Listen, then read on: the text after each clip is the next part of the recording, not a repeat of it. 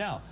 And you'll know this, too. It's a hard-hitting sport that's sweeping the nation. We're talking about roller derby. And while the knockdown sport looks dangerous, wearing the right gear and knowing the proper moves is really a crucial part of playing it safe. And our own Jill Horder is live in Philly to tell us all about how these athletes stay in one piece in the rink. And you got the gear going on there. Flip around. Let's see how it all looks. Well, it's looking pretty good. At least I looked the part this morning, guys. Gwen, what do you think? This sport may be for you. I know you like to exercise. You're pretty fast. I've seen you run. What do you think, Gwen? Maybe, yeah, if I have all the gear on, but turn around. Isn't your name on the back? Come on, Rollerette. Let's see. Well, that's part of it. That's part of it. Now, we're going to meet some of the players as we go on in the morning, and they all have nicknames. They get to pick their own, but this morning, since I'm new, I got a signed one. What do you think?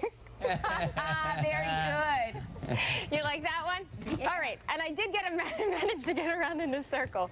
But with me now is Holly Prescott. She's goody two skates. Did you get to pick your own name? Yes, you did. Yes. Okay. All right. When we talk about the protective gear, that's something that's very important for what you do. Just explain to us quickly some of the things we have on. Obviously, we start with our skates. Yeah, skates. I have ankle braces because I need them. It just gives me extra support.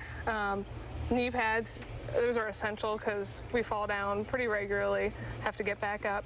Wrist guards, again, that protects the wrists because we do have some girls that have broken wrists.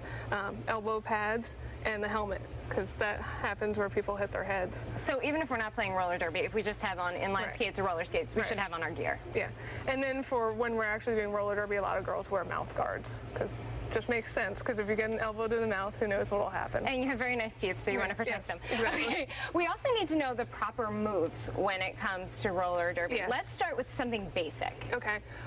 First move we have is a whip. The girls, they're going to demonstrate it.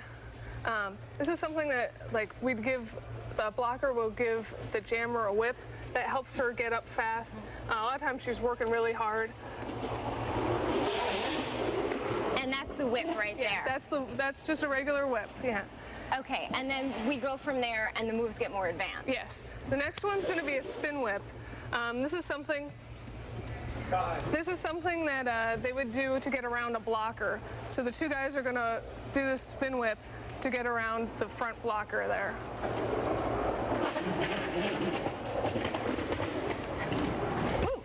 And that's how you'll actually score points, is to help each other out, getting around. And the next one, Holly? A leg whip. This is something that we would do. Again, it's another way to give the jammer some speed to get around, get through the pack. This one, it's a lot of fun to do. It's fun. But that's a less common move. And then you have a fourth one for us. And then the fourth is just to show some blocking. We have to work together. Two people a lot of times will form somewhat of a wall, and the jammer will have to work her way to try to get through. And you can see her trying to break through. All right, and Sabrina breaks through there in the middle of that pack. Holly, when we talk about the sport in general, that's the move that they were teaching me a little bit earlier. When we come back, we are going to see you guys in action. How often do you play?